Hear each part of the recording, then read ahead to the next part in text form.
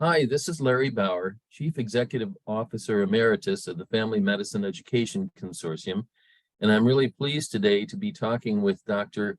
Dominique Quincy, who is a family medicine physician who graduated from the University of California, San Francisco School of Medicine, and who has over 30 years of continuity primary care experience and over 20 years of administrative experience, including being service line department chair of family medicine in a large multi-specialty group with 21 family medicine sites and 185 family physicians and 50 advanced practice practitioners between the years of 2014 and 2022. She's been involved in different clinic models over time and helped design and lead multidisciplinary clinical support teams in primary care. She's also helped to implement advanced access. Her motivation is ever improving patient care and outcomes and returning the joy of medicine to healthcare. Dr. Quincy, thank you so much for what you're about to present to us today. Thank you so much, Larry, for this opportunity to share a presentation I gave to Family Medicine Leadership Meeting in March.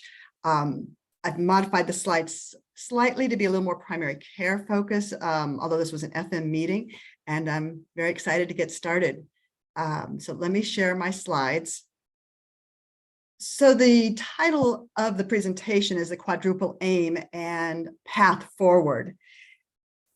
And just as a refresher, the quadruple aim is better outcomes, healthier populations, lower total cost of care, and happier providers in healthcare, which we know when they're happier, their outcomes are better. So that's actually synergistic for the first three.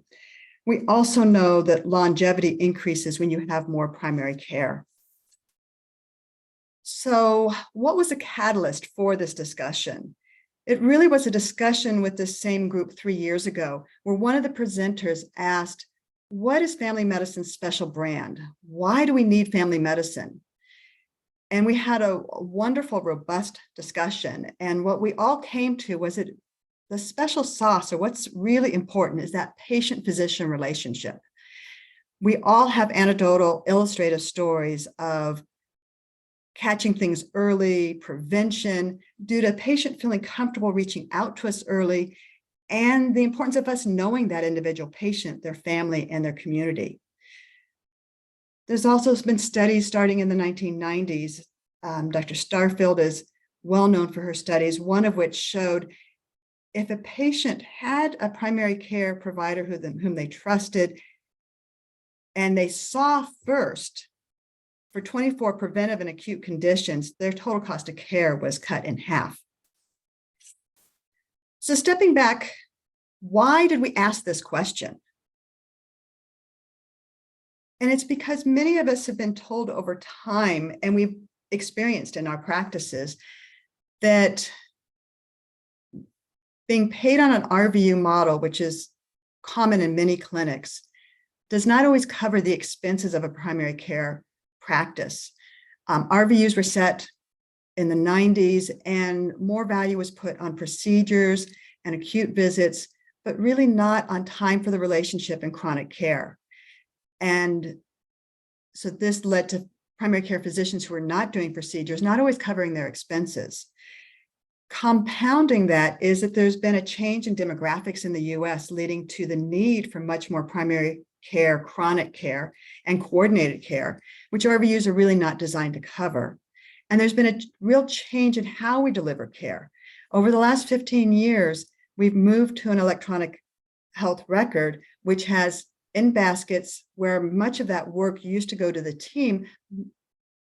A lot of that now is going to the physician. There's increased telephone work with patients and coordinated work. There's more team supervision. There's increased documentation needs, and this all largely goes unreimbursed. There has been several studies. One of them published in 2016 looked at 4 specialties, and they measured for every hour of patient face-to-face time, there was nearly 2 hours of non-face-to-face time. And we know this gap has only widened. In addition, we're often told that younger patients want convenience. They want care now, and they don't care who they see. Yet another study showed Gen Z really wants personalization.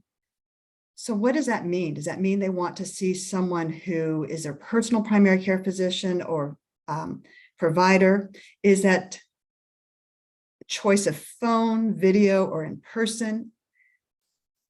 So I think we have to ask those questions and see what the data shows. I already touched base on some of Dr. Starfield's studies in the 1990s.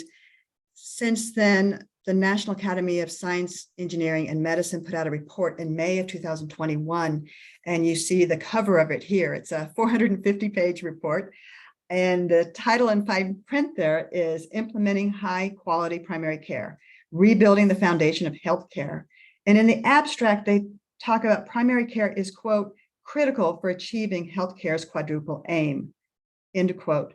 And they go on to say, investing more in primary care can paying differently so that communities can achieve better health. In addition, in 2006, the Primary Care Collaborative started.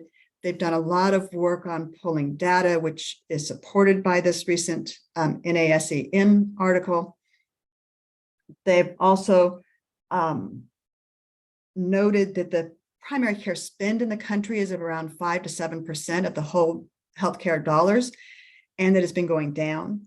The number of primary care physicians has gone down from 2005 to 2015 when you measure per capita, and that includes even with the increase we're seeing in nurse practitioners, which has helped some of that gap, and PAs. And interestingly, their November 2022 report was titled Primary Care Relationships Matter as being key in this quadruple aim, and they're doing a lot of work on looking at the primary care spend. We sadly really saw this during the pandemic. Patients who had somebody they trusted to reach out to earlier had better outcomes. And we know multi-specialty groups want strong primary care due to the panels leading to referrals and significant downstream revenues. So this has led to Rhode Island in 2010 having the legislature mandate insurers increase their primary care spend by 1% per year to 10.7%. And this has led to a steady decrease in total cost of care, remembering that many states are continuing to see a steady increase. They did this by encouraging patient-centered medical homes and value-based payments. Oregon in 2009 started work with their legislature on reaching a goal of 75% of the people in the state having a patient-centered medical home, primary care medical home. They achieved that by 2015 and saw significant savings in the total healthcare dollars. This led to 2017, the legislature mandating public and private insurers have a minimum primary care spend of 12% by this year. They incorporate in that some of the integration of behavioral health. And about 2 out of 5 states are now measuring the spend in primary care, and some are starting to look at the payment in primary care. Patients are also joining in. There's a new association called the Patient for Primary Care. They formed last year. Their goal is to add patient voices to aid in revitalizing primary care, and I encourage you to check out some of their testimony at this website. So I would say that's a resounding yes. Relationships matter and help us get to the quadruple aim. But we have a shortage of continuity primary care physicians. This was realized before the pandemic and amplified by the pandemic as we started asking primary care physicians to support clinics that saw people with acute COVID and differentiated out if they had acute COVID or if they had some other major medical problem happening. We were sometimes asked to be to help support the hospital when there were peaks in hospital levels. We were then asked to catch up on the ambulatory care that we had not done those 3 months, that we were more focused on trying to change the care and do it virtually and support the spikes in COVID cases. This has only been exacerbated by increasing numbers of early retirements. I was seeing this some before the pandemic, but it went up significantly since the pandemic. This is partly due to burnout, partly due to people switching to concierge medicine, which then decreases the number of primary care physicians who can support teams for all. And this has been amplified by the electronic health record. The in-basket demands on primary care and the increased documentation needs take a lot of time. As I read articles about primary care, I sometimes hear comments about, well, a lot of primary care is part-time, and if they would just be full-time, that would help the capacity. And I would ask us to step back and say, what is the full-time equivalent description of a physician in primary care? It's usually based off of office visit time, which was more of an acute care model. And if you remember that study earlier, if you're looking at face-to-face time and how much additional time there is, you may have a 4-hour of clinic time where some of it is not face-to-face, and another additional 4 hours after that 4-hour clinic where you're finishing the care. And this has led to part-time physicians sometimes working more than, and often working more than 50 hours and being called part-time. So is this an opportunity? Are we at a tipping point with all these crises?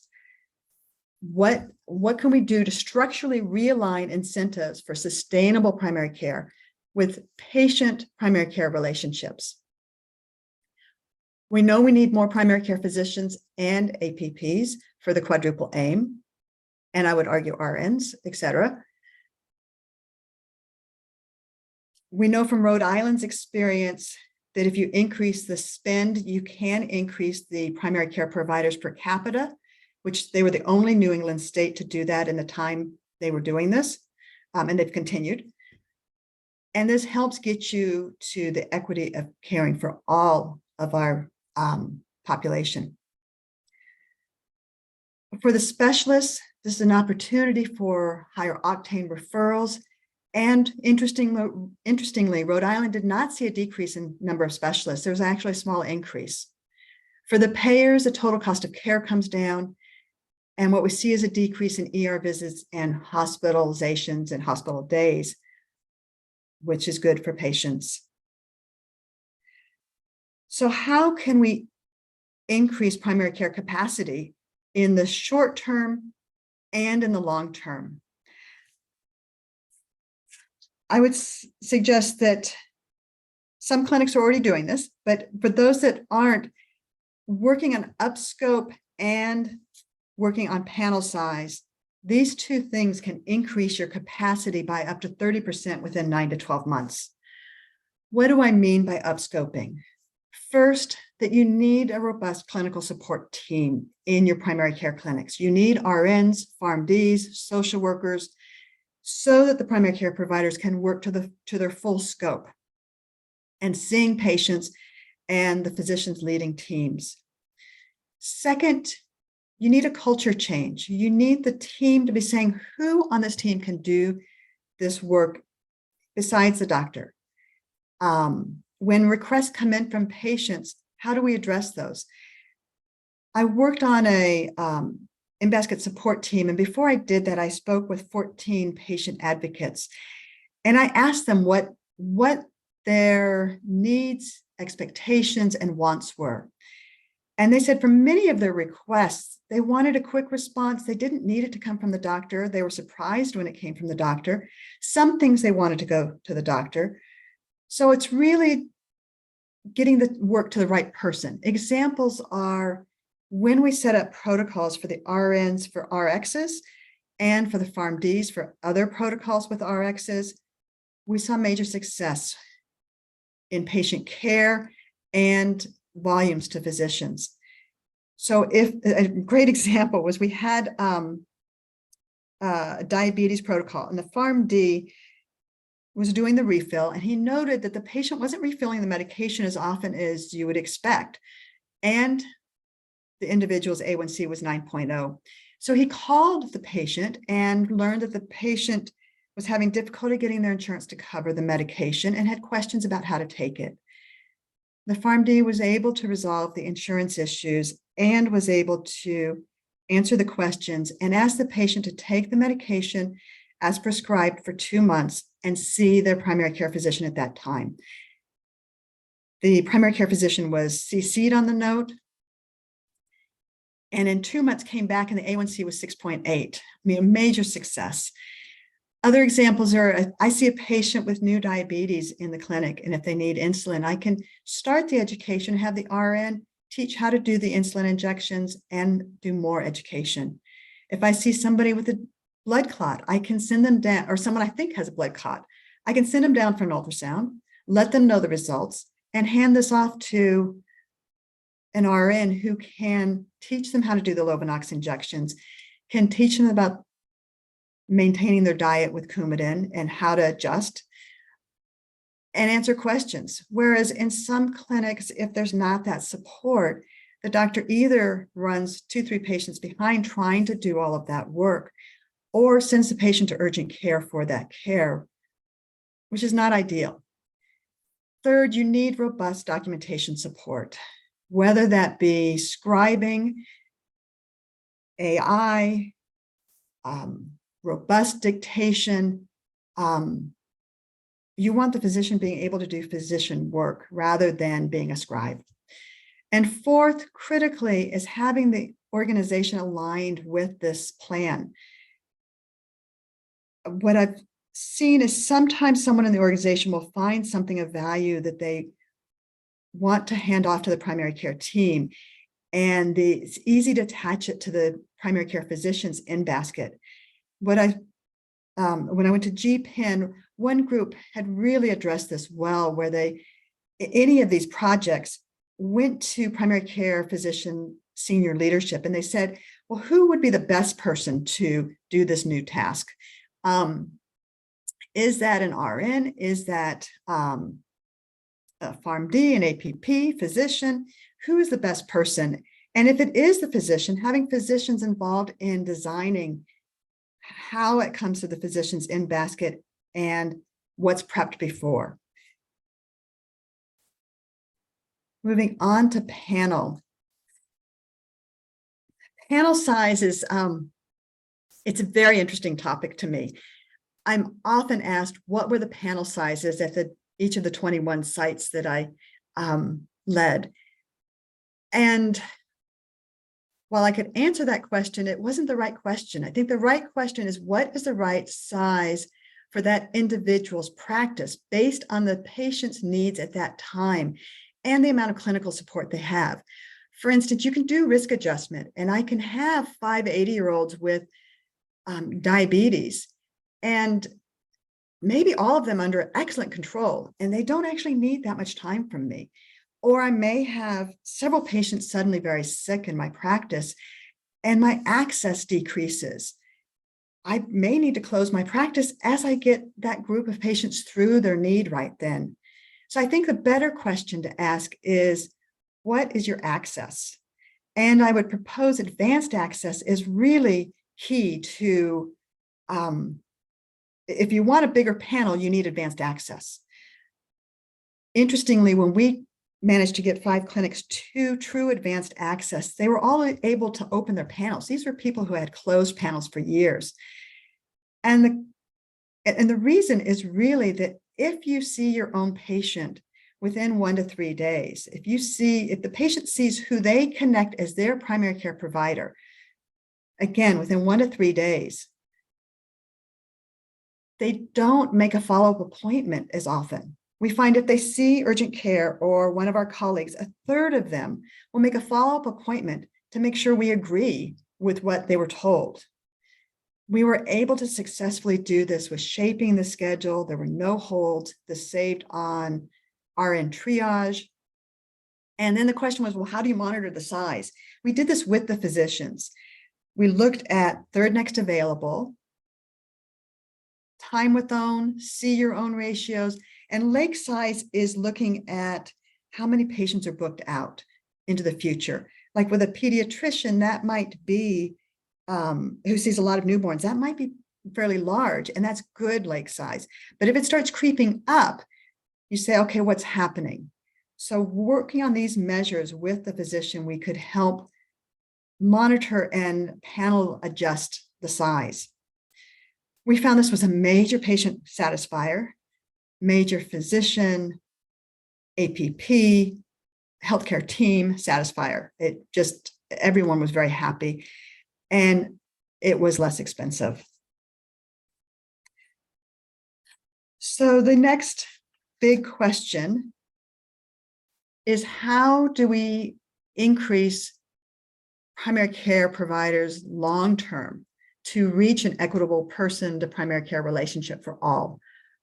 Or what are the culture and structural system and structural changes that can help achieve the equitable quadruple aim? I would suggest that we have the data saying an increase in spend in primary care with patient-centered medical homes is key, and legislating this and measuring the primary care spend is important. Also key is looking at the culture and focusing on primary care shared principles. The primary care collaborative group, they developed with 300 stakeholders 7 key principles, which are person and family centered, continuity, comprehensive and equitable, team-based and collaborative, coordinated and integrated, accessible, and high value. Many are looking at how do you pay primary care differently to reflect the time to provide continuous, comprehensive, preventive, chronic, and acute care, which we know decreases the total cost of care if we do this. So we're looking at hybrid payments that focus on effectiveness over volume. Many are working with medical schools to encourage people to go into primary care continuity specialties. We know a lot of IM specialists are going into fellowships and not continuity. We know a large number of family medicine is staying in continuity specialties. We're looking at leadership and mentoring, and key is engaging all of our stakeholders. We talked about the specialists, the insurance companies, all of primary care, and always remembering and including our patients.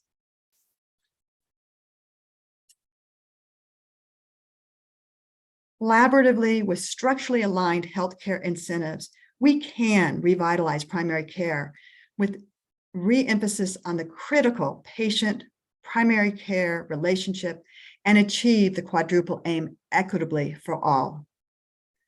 Thank you for your engagement and moving forward with this. Dr. Quincy, thank you so much for that presentation. I have a couple questions for you. When you're talking about advanced access, I'm aware that some practices, as a matter of fact, I know a direct primary care practice that has 2 doors coming into the building. On the one side is the direct primary care practice, and people come in and they're expecting to be seen by their physician, and on the other side is a traditional primary care practice, and people are scheduled, for acute visits primarily. So people can be seen same day, even if they, they call with at the last minute with something coming on. And that's a very clever way of providing the access that people want, particularly with young people who want convenience. I think it's more challenging with a traditional practice that doesn't have the ability to have 2 entrance ways. So they can be accepting Medicare on the one side, and on the other side be true direct primary care. But I'm wondering if you have any comments about how most primary care practices might be able to provide advanced access, particularly for young people with acute needs. Yeah, it's hard to get to advanced access. You have to get your leg size down. But once you get there, then you really can anticipate what your panel's needs are. Now, it is true that my panel is not large enough to anticipate today will I need to see 5 extra patients or 1 extra patient, how many slots will I need? But you can pretty closely predict within a week what that need is. And what we found was there was such satisfaction and such efficiency with seeing our own patients that Okay. if you hire ahead of the curve, if you hire primary care physicians and APPs ahead of the curve, then doctors were okay with seeing 4 extra patients in a day if they were their own patients because they knew them. Right. And yes, there's days they're not in and their colleague would see them, but patients were often okay waiting a day to wait to see their primary care physician. There's some things where people really don't care. They've got a sore throat, they may not care. People did say value in that if they saw their primary care, we might notice, well, by the way, how is this working and what's happening with something else? So we could add additional value. But if you had enough support team, I mean, I can give lots of examples where I could see a lot more patients if I had RN support. If I knew today was going to be busy and I had a little bit extra RN support, that could really streamline the day. So I think there's ways to adjust that need. And other examples are like, we had people whose patients were really used to them not having access. So they would book further out. And so I might start the day with only 3 open appointments because my patients knew that about me. And that usually worked. I might see 2 extra and it's okay if one's empty because the next day I might see 4 extra. It all evened out. I had a colleague whose patients really believed he'd be available and he'd start the day, half of it wide open. And some people would be like, am I going to fill? He filled every time. He had a large panel. They knew if they called, they could see him. So you can adjust it to that patient panel. Now, where we ran into trouble is if you have a lot of sudden retirements, if your site is too small to take that capacity. If you overburden the panels, when the panels get too big, what happens is patients start to leave the practice altogether, or you can't see them, and then you get this 1/3 calling back to make an appointment to make sure you agree with what they were told by someone else. You say that it's not, it's given you're not in every day, it's 20 to 30% that you save. So you go down that slippery slope where your panels actually go down in size. So key is if you're suddenly in that situation where your demand has gone way up, you need to put in the support team that can make you able to see more, to really support you. I mean, I can think of times where I had somebody fall and the RN said, okay, I'm going to see him first. And I'm going to run by you real quick, what's going on, and send them down for x-ray if you agree. And then you'll see them when they come back. I mean, you can see the savings of time so that I could actually be the one to talk to a patient about it. They knew they wanted an x-ray. There's real opportunity, I think, in the team to leverage that. So we were successful in doing it for 10 years at 5 different sites. That's great. Yeah. So I'm curious if you have any comments. So there's been a large number of us across the last 3 decades that have been trying to increase the number of medical students choosing careers in family medicine and primary care. And really, if anything, it's gone down rather than gone up with all the extra time and energy that's been invested in that by faculties across the country. I'm wondering if you have any insights into what needs to happen to make that happen, so we truly have more medical students choosing careers in family medicine and primary care. Thank you for the question. I think it's 2 sides. I think we need to make these structural changes in the job itself, because people in medical school are looking at what's coming. They talk to people that are in practice. And if you bring the joy of medicine back into primary care, people will want to go into that field. It is wonderful working with patients. It is wonderful working with the team for the greater health of the patient. It's a wonderful, rewarding field. But if you feel like you're doing all these things that are not part of your training, it gets very hard. Couple of examples. When we worked on the in-basket support team, the site that was piloting it, their percent burnout went down to 0%. Everybody thought it was an error. We were really surprised. So I really talked to the physicians in that group. It was 7 family medicine doctors. And one of them said it, encapsulated it very well. He said, I'm doing what I was trained to do. I'm doing physician scope work. I don't need to be in the in-basket. I don't need to be sorting, looking for the things that I need to do. If a patient calls in, I can see him. I say, put him in. I've got the support to do that. So he said the joy of medicine's back. The other example I would give is, it's a little personal, but my daughter was in medical school a few years back, and I went to her white coat ceremony, and I was really touched by they do this at the beginning before they start an orientation. And I was really touched by the mission statement the medical students developed and how many were interested in primary care. And so I think the pipeline is there. I think they come into medicine interested. I think we need to make the job interesting and doable and bring that joy back into the job. And in doing that, we'll have less of these early retirements. We'll have, because in the past, I saw people working till they were 70. Now I've seen people retire at 57. That's Right. a major lost opportunity.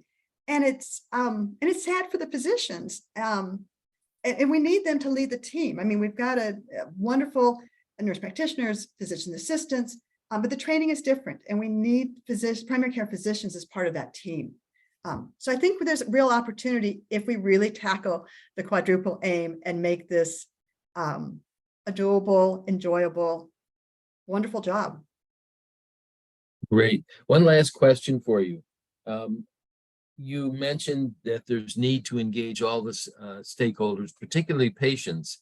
And I'm struck by the fact that healthcare is the only industry that I know of where the consumer is not engaged in the conversation about the delivery of the product. All the other industries have focus groups. They do things to find out what the consumer thinks. We don't worry about what the consumer thinks in healthcare and in medicine. So I'm wondering if you have any comments or any examples of successfully involving patients. The organization I was in did start bringing patient advocates involved. So when we would do a project, we would have 1 or 2 patient advocates on the team. And while we were designing things, we would check in. Does this sound right? What thoughts do you have? I think that's very important. And when I was working on this in-basket support, clinical support team, I asked one of our advocates, how do I get input? And she very wisely said, you could talk to individuals, but I think you'd have a more robust discussion talking to the entire panel of the advocates. 14 of them showed up, and it was a great given back and forth discussion, hearing what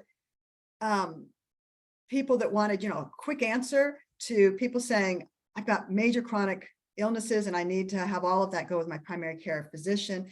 And that really helped us with designing. I think, we spend a lot of time on CG caps and other satisfaction things. And I don't think that gets to the root of what patients want and need.